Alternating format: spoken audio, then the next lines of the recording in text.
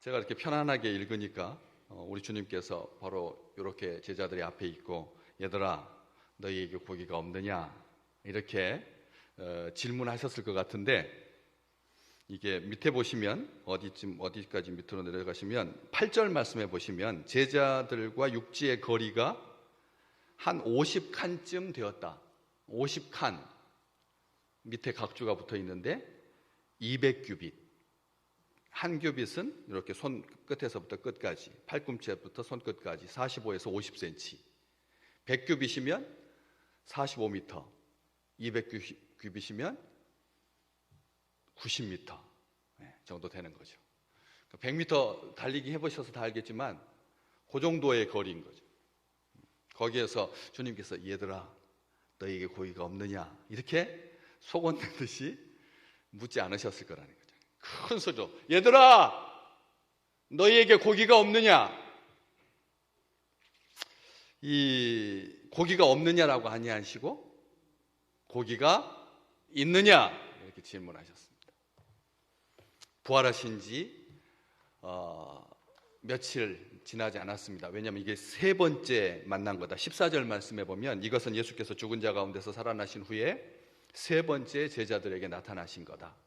부활하시고 당일날 저녁에, 당일날 제자들에게 나타나셨고, 두 번째 나타나셨을 때는 도마도 빠지고 가룟 유다도 없고, 그래서 한 10명의 제자들, 그 제자들에게 나타나셨고, 이번에는 7명 제자들에게 나타나신 거죠. 세 번째 제자들에게 부활하신 다음에 나타나신 겁니다. 세 번째 나타나는 이 만남은 공적인 만남입니다. 왜냐하면 그 전까지는 주님께서 그냥 만나 주신 거예요. 주님께서 원하시는 시간에, 주님께서 원하시는 제자들에게. 그런데 이번 만남은 마가복음 16장 7절 말씀 함께 잠깐 보시겠습니다. 뭐라고 말씀하십니까? 천사가 와서 예수께서 너희보다 먼저 갈릴리로 가신다. 너희가 거기서 배우리라. 천사를 통해서 해주신 말씀이거든요. 약속이 있는 만남이라는 것. 두 번까지의 만남은 그냥 만남이시고, 이번 세 번째 만남은 우리 주님께서 먼저 갈릴리로 가신다. 그러니까 너희가 거기서 뵐 거다. 이렇게 해서 만나게 된, 다시 말하면 공식적인 만남입니다. 그 중에서 7명의 제자들이 이제 주님을 만나게 되는데 누구였느냐? 오늘 본문 21장 2절 말씀해 보면 시몬 베드로, 그리고 디두모라고 하는 도마, 두 번째 만남에서 예수님 못 만났던 그런 도마, 그리고 갈릴리 사람 나다나엘. 빌립이 전도했을 때 나사렛에서 무슨 선한 것이 있겠느냐라고 말했던, 밤중에 몰래 주님께 와서 어떻게 해야지 거듭날 수가 있겠습니까? 질문했던, 정말 무화과 나무 아래에서 하나님의 말씀을 깊이 묵상했던 아주 멋진 제자죠. 그 나다나엘, 그리고 세베대의 아들 야고보와 요한, 바로 이 요한복음을 쓴, 아시잖아요. 별명이 우레의 아들, 성격이 불같았던 그런 세베대의 아들들. 그 다음에 또 다른 제자 둘, 이름도 밝히지 아니하고, 그렇게 7명의 제자들. 그들이 고기를 잡고자 갈릴리 바다로 나갑니다. 그런데 갈릴리 바다라고 하지 아니하고 21장 1절에 보시면 요한은 디베랴 호수라고 기록을 하고 있습니다. 디베랴 호수. 지도를 잠깐 보실까요?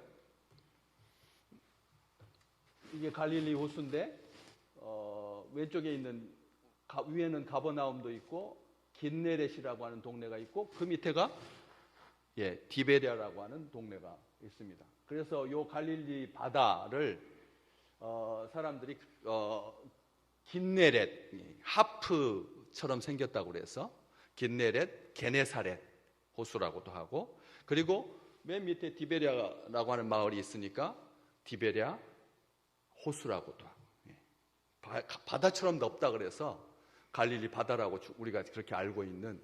그런데 다른 복음서 기자들은 다 갈릴리 바다라고 하는데 요한만 디베랴 호수라고 그렇게 쓰고 있습니다. 헤롯 안티파스, 헤롯 대왕의 아들이죠. 헤롯 안디바, 우리 성경에서는 헤롯 안디바가 로마 황제의 환심을 사기 위해서, 티베리우스 황제의 환심을 사기 위해서 도시를 건설하고 거기에다가 이름을 디베라라고 붙인 거죠. 황제의 환심을 사기 위해서. 그런데 보통 이 로마 황제에게 잘 보이기 위해서 이름을 그렇게 붙인 거죠. 자기 나라 땅인데, 자기 나라 호수인데, 자기 나라 마을인데, 자기 나라 도시인데 그 외국 황제, 그것도 정복한, 자기를 정복한 그런 황제의 이름으로. 로마의 황제들은 자신이 정복한 도시를 건설하고 자신의 이름을 붙여서 자신의 승리와 위대함을 자랑하죠. 적어도 로마 황제의 이름을 붙일 정도라면, 로마 황제의 이름을 붙일 정도라면 대단하고 웅장하고 화려하고 커야 합니다. 웅장하고 화려하고 아름답고 커야 하죠. 거기에서 이게 규모와 거대함이 조건이 되는 거죠.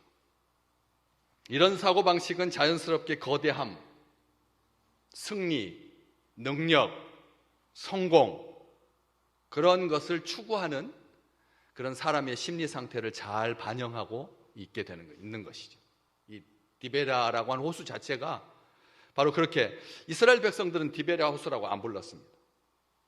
이스라엘 백성들 싫어했습니다. 왜? 자기를 정복한 황제의 이름을 붙여서 여지껏 불러왔던 갈릴리 바다를 디베라 호수라고 부를 이유가 전혀 없던 거죠. 다시 말하면 요한은 이 사건을 통해서 무언가를 의도하고 있다는 것을 알 수가 있습니다. 요한복음을 쓴 예수님께서 많이 사랑하셨던 그 제자는 이 사건을 통해서 무언가를 지금 가르쳐주고 싶은 거죠. 어쨌든 그렇게 7명의 제자들이 디베랴 호수에 나가서 물고기를 잡으려고 했는데 3절 말씀이 한 마리도 잡지 못했다. 그날 밤에 아무것도 잡지 못했다. 아무것도, 단 한 마리도 없었습니다. 어떻게 알고 다 도망갔는지. 예수님을 배반한 제자들한테는 결코 잡히지 않으리라 결심을 했는지 그 많던 고기가 한 마리도 안 잡혔습니다. 이 7명의 제자 중에서 도마하고 나다나엘 정도 빼고 나머지는 다 어부 출신이거든. 두 사람은 어부인지 밝혀지지 않았으니까 그 나머지는 다 어부 출신인데 한 마리도 잡을 수가 없었습니다. 경력 단절 남자의 비애, 경단남, 요즘 경단녀라고 하잖아요.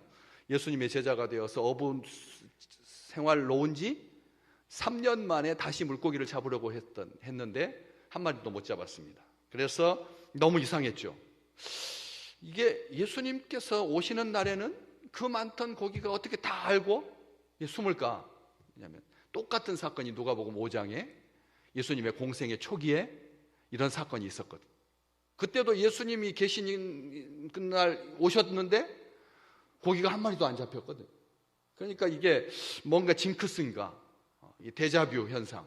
누가복음 5장 공생의 초기에 이제 그물 다 걷어가지고 이제 마지막 정리하고 한 마리도 못 잡았으니까 그래서 하려고 하는데 예수님께서 시몬의 배에 오르십니다. 그래서 육지에서 조금 떼기를 청하시고 앉으셔서 배에서 무리를 가르치시더니 말씀을 마치고 시몬에게 누가복음 5장 4절 깊은 곳에 가서 그물을 내려 고기를 잡아라. 누가복음 5장에서는 어디에다가 그물을 내리라고요? 깊은 곳에다가 고기를 잡아. 깊은 곳에서는 고기가 없습니다. 얕은 곳에 고기가 있지. 그때도 그렇게 말씀하셨고 오늘은 어디에다 그물을 내리라고요? 배 오른편에다가 그물을 내려라. 이렇게 말씀을 하고 계십니다. 시몬이 대답합니다. 누가복음 5장에 선생님, 우리들이 밤이 새도록 수고했지만 잡은 것이 없습니다. 하지만 주님의 말씀에 의지하여 내가 그물을 내리겠습니다. 여기 베드로는 밤이 새도록 수고했는데 한 마리도 못 잡았다. 자기 경험을 가지고 조건적으로 우리 주님의 명령에 따르는 거죠. 조건적인 따름입니다. 못 잡았지만 내 경험에 의해서는 이제 잡을 수 없지만 예수님이 말씀하시니까 우리가 따르겠습니다. 예수님 제자 되기 전입니다. 그렇게 대답을 했었죠. 어때요? 누가복음 5장과 요한복음 21장 우리가 헷갈리는데 물고기를 많이 잡았다 이렇게 그냥 알고 계시는데 전혀 다릅니다. 초기 예수님의 사역 공생의 퍼블릭 라이프 공생애를 시작하는 초기에 제자를 아직 부르기 전에 그리고 부활하신 다음에 세 번째 요한복음 21장 주님께서 얘들아 너희에게 고기가 있느냐 90m 떨어졌으니까 아무리 한다고 이렇게 소곤소곤 하시지 않으셨을 겁니다. 그렇게 물었는데 이 얘들아 라고 하는 이 말 어른한테는 안 부르는 거지. 왜냐하면 어른들한테 얘들아 하면 안 되죠. 성경 전체 어디에도 여기 외에는 이 단어를 어른들한테 사용한 적이 없습니다. 특별히 우리 주님도 제자들에게 한 번도 이렇게 얘들아 이렇게 부른 적이 없거든요. 바이디온 그런 어학 회사 이름도 요즘 많잖아요. 바로 여기서 나온 건데 아이들을 철부지 아주 어린 아이들을 말할 때 하는 거거든요. 아무리 이제 우리 주님께서 밤새도록 7명이 수고했는데 그렇잖아요. 고생했는데 한 마리도 못 잡았는데 우리 주님께서 한 90m에서 한 100m 떨어진 해안가에서 그 강변에서 우리 제자들을 향하여서 소리를 지릅니다. 얘들아 너희에게 고기가 있느냐. 그런데 여기서 고기는 무슨 고기를 말할까요? 육고기입니까? 바닷고기입니까? 아니면 민물고기입니까? 여기 디베랴 호수, 갈릴리 호수는 무슨 담수호죠, 담수호. 그래서 바닷고기는 없고 그럼 민물고기일 겁니다. 그리고 육고기는 아니고. 그러니까 여기서 고기가 할 때 이 고기가 있느냐라고 하는 이 고기는 다른 데서는 고기를 말할 때 익투스, 우리가 그 예수님, 우리 주 예수 믿는 백성들 표시하는 물고기 표시, 이게 익투스 물고기라고 하는 것이죠. 익투스가 예수 그리스도 우리의 주님이시다라고 하는 그 두 문자 첫 번째 말만 따도 익투스가 되거든요. 그러니까 놀라운 거죠.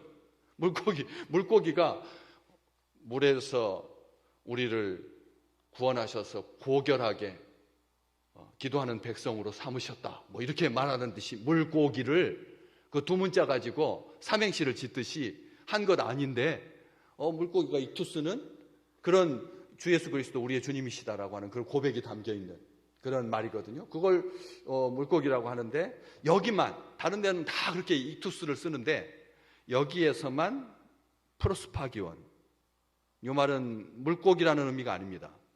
고기가 있느냐라고 하는 이 고기가 아니라 빵과 함께 먹는 음식이 있느냐. 지금 주님께서 뭐 하고 계시죠? 강가에서 9절 말씀에 숯불이 있는데 그 위에 생선이 놓였고 떡도 있더라. 우리 주님께서 생선도 있고 떡도 있습니다. 그래서 숯불 위에서 지금 굽고 계시는 거죠. 그런데 너희에게 고기가 있느냐라고 질문한 이것은 빵과 함께 떡과 함께 먹는 음식, 식탁 위에 올려놓는 귀한 것.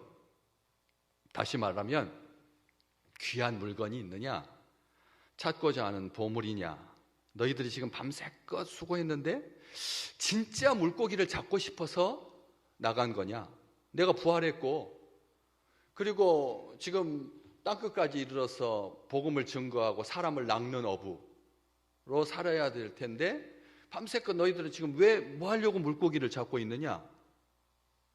귀한 것이 있느냐? 진짜 너희가 정말 원하는 거냐? 그게 밤새껏 수고하는 게 정말 너희가 원하는 거냐? 한번 우리 인생을 한번 다 같이 통째로 한번 하나님 앞에 질문을 던져 보십시오.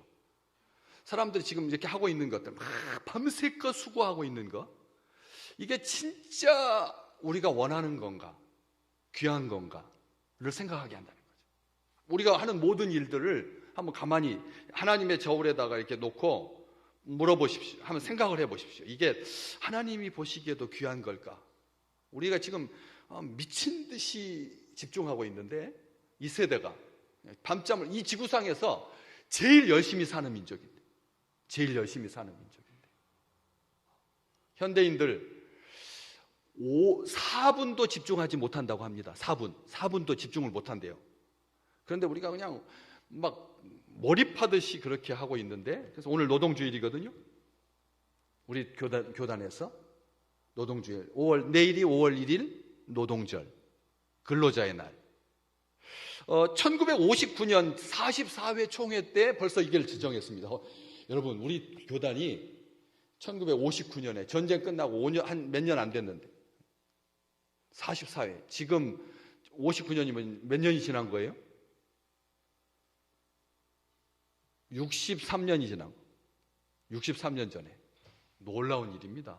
그때 인간을 존중하자, 노동과 땀의 가치를 왜곡하지 말자, 일과 성과 중심의 사회를 지향하자, 이렇게 생각하고 의지하고 그렇게 시작했거든요.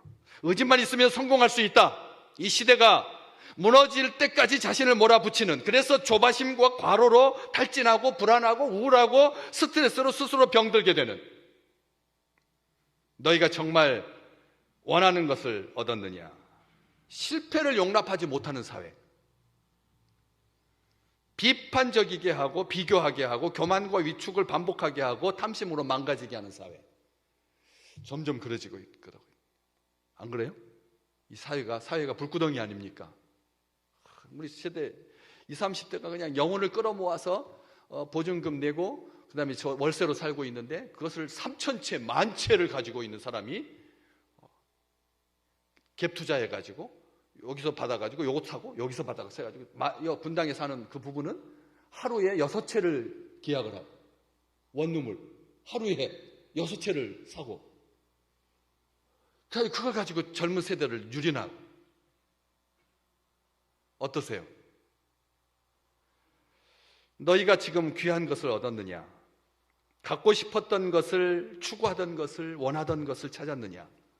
그것이 진정 목적으로 삼고 동기가 될 만한 최고의 것이냐? 아멘. 오늘 우리 주님께서 우리에게 지금 물으시는 거예요. 얘들아, 너희에게 고기가 있느냐? 얘들아, 너희가 귀한 것을 얻었느냐? 규모의 경제에 매몰되어서 디베리아 호수에서 많은 물고기를 잡고자 했던 그런 제자들에게 하셨던 말씀.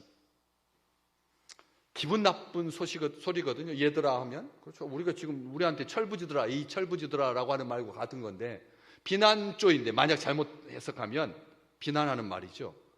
아무리 그 새벽녘 허름해가지고 누구인지 모른다고 하지만, 누구인지 갈릴리 쪽에서 누군지 금방 딱 알거든요. 제자들은 목소리만 들어도 저놈은 누구다 라고 하는 걸 알 텐데, 그런 식으로 제자들한테 얘들아 그렇게 불렀다가는 바닥 강가에 나와가지고 되게 맞을 텐데, 우리 주님께서 그런 질문을 합니다. 그랬더니 제자들이 한 말입니다. 오늘 본문 말씀이죠. 없나이다. 얘들아, 너희에게 고기가 있느냐? 대답하되 없습니다. 참 간결하죠. 우리가 추구하던 것, 우리가 밤새껏 노력했지만 한 마리도 없습니다. 뭐 어떤 설명도 없고, 그냥 얘들아 고기가 있느냐? 너희에게 고기가 있느냐? 없습니다. 아무것도 없습니다. 이렇게 엄살 부리지 않고요. 아무것도 없습니다. 한 마리도 못 잡았습니다. 우리가 없나이다 라고 하는 대신에 우리가 늘 쓰는 말을 보면 엄살이 굉장히 많아요. 우리가 주님 안에서 살아가면서 엄살 부릴 때가 있다는 거예요. 한 마리도 못 잡았습니다. 이런 말 없습니다. 처음에는 어땠다고요? 베드로가 밤이 새도록 수고하였지만, 이렇게 누가복음 5장에서는 분명히 그랬잖아요. 베드로가 밤이 새도록 수고했지만 잡은 것이 없다, 이렇게 했는데, 오늘 주님의 이 두 번째 물고기 잡는 기적에서는 없나이다, 과장하지 않고 있는 모습 그대로, 노하우도 경험도 관록도 아무런 소용이 없었던 어부들은 대개 밤에 고기를 잡지요. 바람과 안개, 수초, 기온, 피부로 알 만큼 전문가들입니다. 이게 이렇게 바람결을 가지고도 고기가 어디에 있겠다, 수초가 어느 쪽으로 이렇게 쏠리는 것을 보고도 저기에 지금 고기들이 있구나 라고 하는 것을 아는 것이 어부들이거든요. 배와 어구를 다루는데 아주 익숙한, 호수 구석구석을 잘 알고 있는. 그런데 밤새도록 옷을 벗어 제치고 열심히 일했습니다. 왜? 나중에 금방 시몬 베드로가 벗고 있다가 7절 말씀에 옷을 다시 입었으니까 고기잡이 하면서 옷을 벗고 열심히, 그런데도 단 한마디로 잡지 못했습니다. 그래서 없습니다 라고 말했을 때 우리 주님께서 뭐라고 말씀하시죠? 오늘 설교 제목 주보에 원래는 이게 제목이었거든요. 배 오른편에 던져라. 여러분 모든 인터넷에 들어가 보시면 설교 제목은 그물을 배 오른편에 던져라가 제목인데, 어떻게 제목이 윗절 얘들아 너희에게 고기가 있느냐, 너희에게 고기가 있느냐가 오늘 설교 제목입니다. 너희에게 고기가 있느냐, 지금 의미 있는 질문인 거예요. 왜냐하면 이번 주 토요일날 금요일날 토요일날 청년들 바깥에 나가서 좀 MT 하려고 했더니 온통 다이약이 끝나서 우리 교회에서 MT 하는데 고기 15kg이 필요하다고 합니다. 아셨죠? 네. 얘들아 너희 고기가 있느냐, 15kg 고기가 필요하대요. 귀 있으신 분은 들으시면 됩니다. 냉동고가 잘 준비되어 있으니까. 너희에게 고기가 있느냐? 그런데 우리 주님께서 그물을 배 오른편에 던지라, 그리하면 잡으리라. 제자들 중에 5명 정도가 어부이고 밤새도록 오른편 왼편 앞뒤 가리지 아니하고 사방팔방으로 그물질 또 그물질 하고 또 하고, 그런데 아무것도 잡지 못했는데 새삼스럽게 그물을 배 오른편에 한 번 더. 19세기 미국 서부는 금을 찾아 몰려드는 사람들로 인산인해를 이루었죠. 그림 한 건 잠깐 볼까요? 예. 골드러시. 떼부자가 될 수 있어요. 금광만 발견하면 그냥 이 개천에 그냥 막 금이 막 있어가지고 채로 이렇게 하면은 금덩어리가 막 있으니까 땅속에서 막 그냥 금이 막 쏟아져 나오는, 그래서 서부가 그냥 완전히 대붕이죠. 골드러시. 황금으로 그냥 막 밀려드는 러시아는 그런 놀라운 시대. 그렇지만 모두가 다 금을 찾아서 부자가 될 수는 없었죠. 누군가는, 대부분 다 99%는 포기하고 돌아섰습니다. 그런데 누군가 한 사람은 그 포기한 곳에서 한 번 더 해보죠. 한 번 더. 그리고 성공합니다.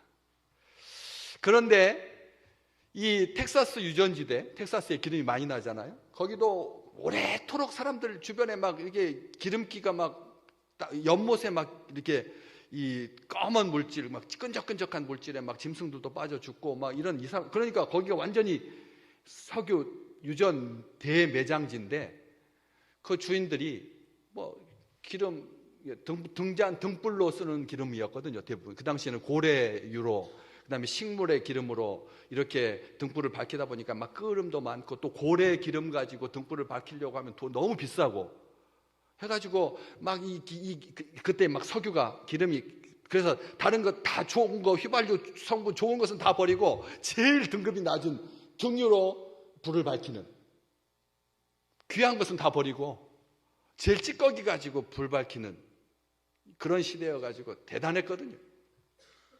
그래서 파다가 안 나오니까 그냥 헐값에, 왜냐하면 기름기가 있는 땅인데 사람들이 좋아하겠어요? 식물도 안 자라고. 그러니까 싸게 팔고 나갔는데 그 뒷사람이 사가지고 얼만큼 더 팠을까요? 팠더니 기름이 나왔을까요? 1m 더 팠더니 1m를 더 팠더니 기름이 터져나와. 그래서 텍사스가 떼부자가 되었죠. 지금도 미국 전체에서 가장 많은 사람들이 이민 오는, 가장 많은 사람들이 몰려드는, 아시아권 학생들부터 시작해가지고 뭐 IT 기업, 텍사스가 지금 제일 잘 나가는 그런 동네거든요. 얼만큼 더 팠더니 기름이 나왔다고요? 1m. 여러분 1m면 제 키가, 제가 183이니까 요 정도만 좀 더 팠으면 기름을 얻을 수 있었을 텐데.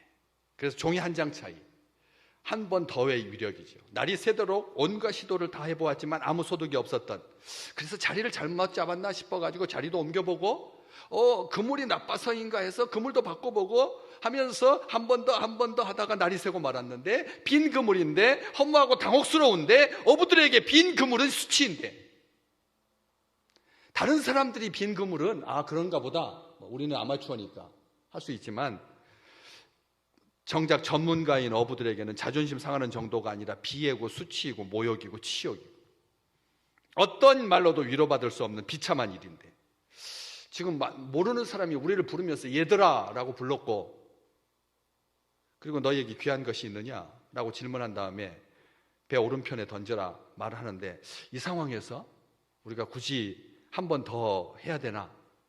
그런데 왜 우리 주님께서 왼편도 있고 앞도 배 앞쪽도 있고 뒤쪽도 있는데 왜 배 오른편이라고 했을까? 이게 왜 오른편에 신통력이 있어서? 여러분, 오른편에다 던지면 무조건 길하고 왼쪽에다 던지면 흉합니까? 이것은 점쟁이식 사고죠. 사람의 활동을 방해하고 사람에게 해코지한다는 악귀가 또는 악신이 돌아다니지 않아서 인간에게 해를 끼치지 않는 길한 날. 저 아마 설교 때 한 5번은 말한 것 같아요. 무슨 날? 다 하시면서 일부러 말 안 하시는 거죠? 손 없는 날. 손 없는 날. 그래서 손 없는 날 택하여서 웃돈까지 얹어가면서 예식장, 결혼식장, 그 다음에 이사, 웃돈까지 얹어가지고 하는 그 우픈, 이런 현실, 우리 사회에 지금도 여전히 통용되고 있는 그런 인생이 우리는 아니라는 거죠. 그래서 건물 짓고 7층짜리 건물인데 4층을 4층이라고 부르지 못하는. 왜요? 죽을 사자를 연상해가지고 거기에서 흉한 일이 생길까봐 4층 대신 영어로 F층이라고 붙입니다. 대기업인데, 유수한, 잘 알고 계시는 그런 기업인데도 4층이라고 안 하고 대기업인데 그렇게 사람들이 두려워한다는 거죠. 오른편과 왼편의 차이, 아무 차이도 안 납니다. 왜냐하면 제자들이 타고 있던 배 함선이 아니니까. 그렇잖아요? 원양어선이 아니니까. 이쪽에서부터 이쪽 차이가, 제가 팔을 벌리는 요 차이, 제가 요 정도라니까요. 낡고 허름한 배. 오른편하고 왼편하고 차이는 채 2m가 안 되는 그런. 근데 고기들이 만약 그 오른쪽 밑에 있었다면 왼쪽에서 그물질해도 밑에서는 만나는 거고, 어차피 왼쪽도 괜찮을 텐데 우리 주님께서 왜 오른쪽에다가 던져라? 사람의 생각을 따르지 말고 주님께서 명하신 대로 행하시기를 주의 이름으로 축복합니다. 아멘. 우리는 이번에 알잖아요. 같이 힘들어가지고 막 돈 주가가 막 올라갔다가 그냥 하루에 그냥 쫙 떨어져가지고 몇천 명이 지금 아주 공황 상태에 빠지는, 사람의 생각을 따르지 아니하고. 동서남북 어디든지 상관이 없는데 주께서 원하시는 쪽이 답이라고 하는 거죠. 인간의 생각, 인간의 방법, 인간의 상식 뭡니까? 아침에는 고기가 안 잡힌다. 그물로 고기 잡던 시대는 끝났다. 요즘 고기들은 특수한, 옛날과 달라서 특수한 장비를 사용하지 아니하고는 아주 어떻게 사람도 영악해졌는데 고기도 영악해졌어요. 가지고 안 잡혀요. 그렇게 말하지 말라는 거죠. 오늘은 망했다, 오늘은 끝났다, 오늘은 실패했다, 오늘은 꽝이다 하지 마라. 허무와 허탈, 빈 그물은 우리 주님의 뜻이 아닙니다. 허무와 허탈, 빈 그물은 주님의 뜻이 아닙니다. 우리 주님은 만선의 기쁨을 주시는 분입니다. 그래서 제자들이 던집니다. 아주 말씀이 너무 간단하죠. 이에 던졌더니 바다도 그대로고 그물도 그대로고 사람도 그대로인데, 3년 전에는 자기 경험, 자기 노하우, 전문성, 그런 노력으로 조건적 수용을 했는데, 이번 두 번째는 조금은 엉뚱해 보이는 터무니없는 비상식적인 비전문가의 말, 심지어는 도대체 이 사람이 누군지를 몰라요. 밑에 보시면 4절 볼까요? 날이 새어갈 때 예수께서 바닷가에 서셨으나 제자들이 예수이신 줄 알지 못하는지라. 7절 말씀, 예수께서 사랑하시는 그 제자가 베드로에게 이르되 주님이시다. 이렇게 말할 때까지 제자들은 예수님인 줄 몰랐습니다. 몰랐어요. 누군지도 모르는데 전문가들이 던집니다. 엉뚱해 보이는 그런 순종이죠. 확인하지 아니하고, 조금 더 망설이지 아니하고, 자기의 의견을 말하거나 반대하거나 이의를 제기하지 아니하고. 여러분, 예수 믿는 백성들은 그러셔야 합니다. 예수 믿는 백성들은 그러셔야 해요. 자기 머리 굴려가지고 막 세상 사람들은 아무것도 아닌 것처럼 내가 결정하는 것이 최고고 내 방향에 진리고, 이렇게 하지 아니하고 누가 말하든지 심지어는 얘들아라고 말했는데, 그리고 90m, 100m 떨어진 그 전 자리에서 오른편에 던지라고 다 이제 지금 끝나고 정리하고 이제 가야 될 텐데, 한 번 더 우리가 이런 수용성, 이런 긍정성이 주님을 세 번째 공식적으로 만나, 오늘 공식적인 주님과의 만남의 자리거든요. 오늘 예배 드리고 나서 이런 축복, 6절 말씀, 물고기가 많아 그물을 들 수가 없더라. 얼마나 많았느냐? 밑에 보니까 어디? 11절. 시몬 베드로가 올라가서 그물을 육지에 끌어올리니 가득히 찬 큰 물고기가 153마리. 이같이 많으나 그물이 찢어지지 않았다. 누가복음 5장에서는 고기 잡은 숫자가 없습니다. 근데 너무 많아서 그물이 어떻게 됐다고요? 찢어지는지라. 세상에 귀한 것 얻고자 하는 것은 찢어질 수밖에 없습니다. 그물이 찢어지면 어떻게 될까요? 고기가 다 도망가 버리죠. 해밍웨이의 노인과 바다, 그렇게 큰 고기를 잡고 의기양양해서 기쁘게 고향으로 돌아오지만 그 사이에 상어떼의 습격을 받아서 다 뜯어먹히고 머리하고 뼈만 남는 것처럼, 이 세상에서 주는 그런 귀한 것은 그렇게 허무하게 끝날 수가 있지만, 우리 주님께서 주시는 것은 온전하다는 것이죠. 단 한 마리. 그러니까 요한은 이게 너무나 귀해서 그 고기의 숫자를 기록한 거예요. 요한은 그런 고기 숫자 그렇게 잘 안 뭐가 필요하겠습니까? 많이 잡았다고 하면 되지. 근데 153마리. 모나미 볼펜, 153 볼펜. 송 회장님은 독실한 크리스찬입니다. 그런데 모나미 물감으로 큰 돈을 벌어가지고, 그래가지고 이제 일본 기술자들한테 간신히 빌다시피 정말 비굴하게 해서 볼펜 기술 만들어가지고 첫 시제품을 만들어놓고 이름을 붙이자고 하니까, 나 혼자 붙이는 것보다는 직원들의 의견을 들어서 하면 좀 멋일 것 같아가지고 다 소집해가지고 불렀더니, 모나미 물감이 있는데 그냥 모나미 볼펜이라고 하시죠. 그래서 아니다. 그래도 의미를 좀 줬으면 좋겠다. 이런 이야기 저런 이야기, 이름 그 만든 날 해가지고 매돌 며칠 붙여서 517 이렇게 탄생한 날 연도 붙이고 별 말들이 많았는데, 어떤 좀 나이 드신 직원 한 분이 153이라고 하죠. 153? 뭔데? 왜 153인데? 그 화토 치면은 1, 5, 3이 9 가보거여가지고 9가 제일 높은 거니까. 저는 아직도 그게 일이 뭐고 잘 기억을 못해요. 이렇게 산이 있는 것은 8이라는 것만 알고 나머지는 몇 월인지 잘 모르는데, 거기 가보천이니까 1, 5, 3. 다른 것도 2, 3, 4도 국끝인데 1, 5, 3이 부르기가 쉬워서요. 다들 이 무슨 회사의 볼펜 이름에다가 그 예수 믿는 회장님이 이름 짓자고 했는데 그것을 가보 해가지고 153이라고 붙이냐. 그래서 웃고 말았는데 지나고 보니까 자꾸 153이 생각이 떠오르더라는 거죠. 어디서 많이 듣던 소리라는. 그래서 성경 말씀을 이렇게 펴보니까 오늘 요한복음 21장 11절 말씀, 153마리. 그래서 공전의 히트를 쳤죠. 아마 설교 들으시면 다들 153 볼펜이 이렇게 나왔구나 라고 하는 것을 알 수가 있을 것입니다. 마태복음 13장 47절 같이 한번 고백해 볼까요? 자막.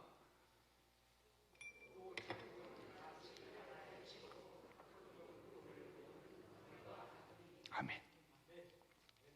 하나님께서 우리에게 허락해 주신 그물은 옛날 그물하고 다른 그물 아닙니다. 그렇잖아요? 오늘 예배 드리고 나가는데 우리의 몸이 막 변화되어 가지고 막 구름 위를 날아가는 것처럼 그렇게 변화돼서 나가지 않거든요. 똑같은 그물, 똑같은 바다, 똑같은 사람인데 하나님께, 우리 주님께서 제자들이 주님인 줄 모르고 그냥 말한 대로 했더니 복을 주셨는데, 알고 우리 주님의 명령대로 행하는 자에게 얼마나 큰 복이 임하시겠습니까? 때로 평소와 다른 이상한 날, 물고기가 안 잡히는 날, 억울한 날, 그때 우리 주님 만나시기를 주의 이름으로 축복합니다. 아무리 노력해도 안 되던 긴 밤, 실패와 아픔, 고난이 주님과 만날 수 있었던 기회가 있었다. 어디에? 에스더서에 보면 하만이라고 하는 사람이 유대인들을 다 몰살하기 위해서 모략을 세우고 있을 때, 그때 왕이었던 아하수에로가 잠을 못 잡니다. 잠이 안 옵니다. 왜요? 우리 하나님께서 잠 못 들게 하셨거든요.